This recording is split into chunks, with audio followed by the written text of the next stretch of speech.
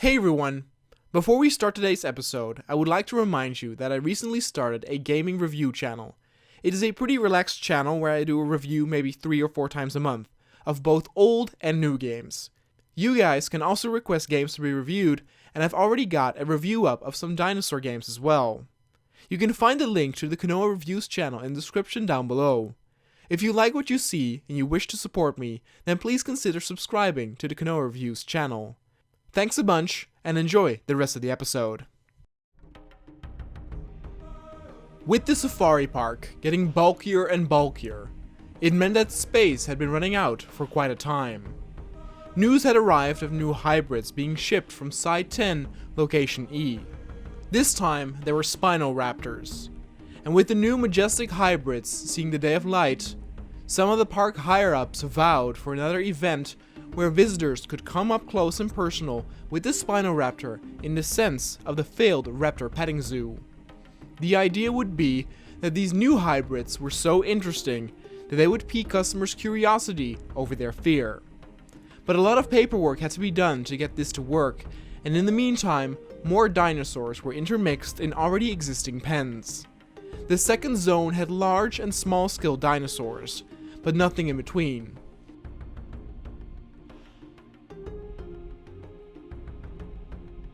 The amount of space that was available was enormous, and thus, more creatures would be added that would not be attacked by the Dilophosaurus, which were still the old untainted breed. Firstly, a Polycanthus was added. This brethren of the Ankylosaurus was a lot less feisty, and its armor would protect it from any of the small carnivores in the zone. By having medium-sized dinosaurs, it would also be easier for customers to get a good glimpse of the reptiles. Then next, a Nodosaurus was added also. Though both dinosaurs could perfectly function on their own, the rangers believed it best to pair these two up in the zone as to comfort them for having one of their own amongst the other types of animals.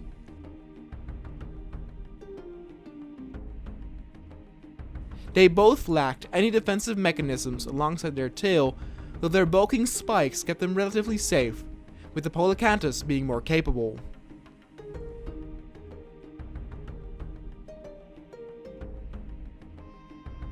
The two herbivores were being transported to the second zone, which sprawled a massive landmass.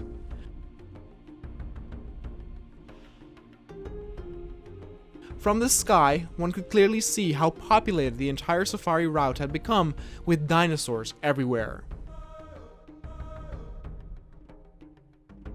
The completion of the park was truly close.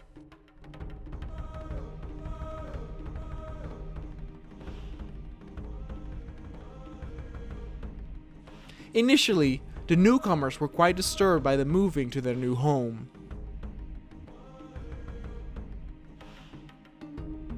As mentioned before, these two were not as feisty as an Ankylosaurus, but they could still be considered short-tempered. All these new senses made them in a state of panic, but soon calmed down when they realized that the sauropods did not pose any threat.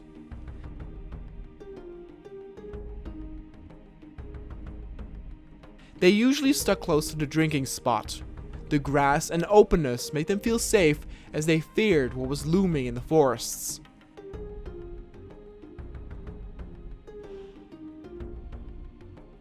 They did indeed stay close together, confirming that having a likewise friend did calm them down and reassured them. By then, the paperwork and preparations to start up another petting raptor zoo attempt was greenlit.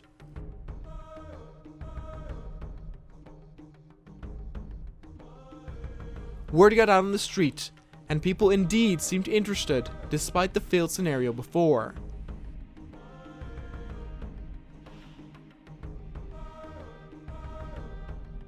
Two Spinoraptors at the nearby drop-off point would be sedated and brought over to the main boulevard where the people could have their pictures taken. The people were assured that, like all carnivores from then onward, they were artificially designed to be docile.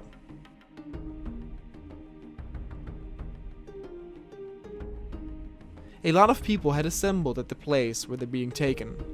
Some of the staff came to watch too, as indeed, more interest was shown by the public. If the first few people would be able to get close and show that it's fine, then the rest would follow. The Spinoraptors were much bigger than a regular raptor, and the initial reaction was once again to keep their distance. The usual occurred with people fainting seeing the dinosaurs this close, but also some who got hit by its tail, though not on purpose.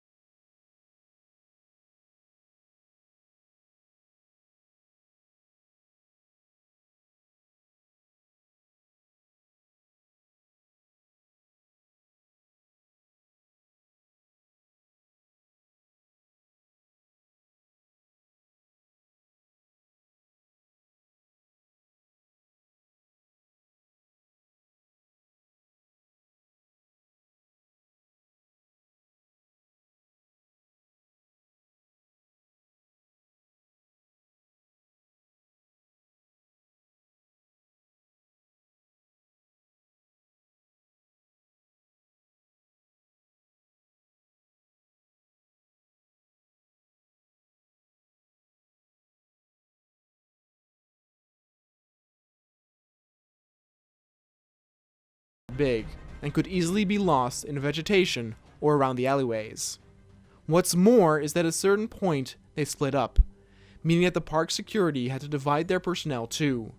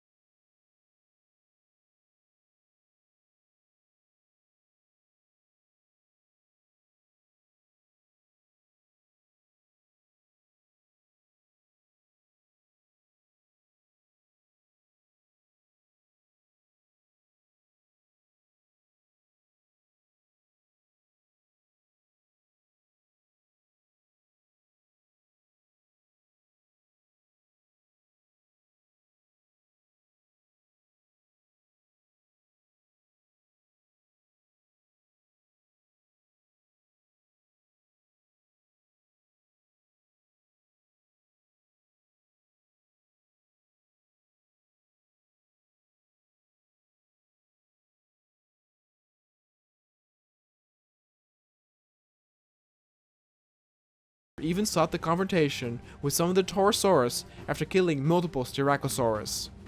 The result was of course more herbivores succumbing to the claws and teeth of the hybrid. Finally, the Spinoraptor lost interest in the zone where it was at now, but already saw the next location it wanted to go to. The nearby Stegosaurus and Triceratops mixed pen was where it was headed to next. Once again it destroyed a new fence and headed on through, creating more panic amongst the security to keep all herbivores in check to prevent any from escaping. The Spinoraptor sought new fights in the zone where it was now, and it found one in the form of the other hybrid, the Stegoceratops. The two giants went at each other's throats. Blood was drawn on both sides. But what came as a miracle to the park's security resulted in the Spinosaurus putting too much food in its own platter. The Stegosaurus proved to be more than it could bear, and in an attempt to jump on it for a kill, the Spinoraptor got gored by one of its horns and died on the spot. The park was saved from further devastation by one of its dinosaurs once again. In the weeks after, that part of the park would need repairing and redeployment of dinosaurs. As the park's lawyers figured out all the legal stuff regarding victims and their families, the fences were erected once more. The Styracosaurus zone had suffered the heaviest damage, and to make up for things, it was decided to add another trike type to that pen for variation. This time, the mighty Sinoceratops would be added to increase the flavor of the park overall.